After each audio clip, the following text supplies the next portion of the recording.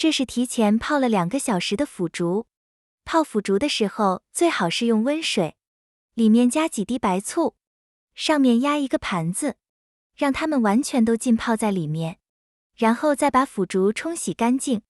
这也是提前泡好的木耳，把根部的硬节去掉。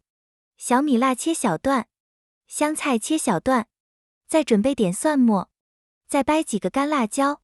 水快要烧开的时候，把腐竹下锅，焯水40秒。腐竹不要等水完全烧开了以后再下锅，这样吃起来口感才劲道。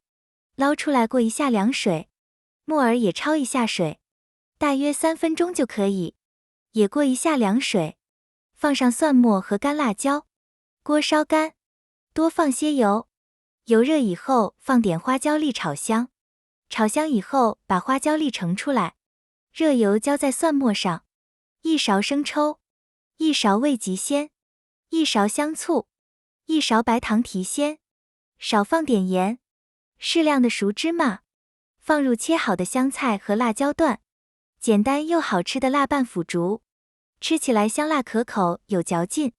我们家人都很喜欢吃，平时招待客人的时候做了这么一盘，刚上桌就被吃光了。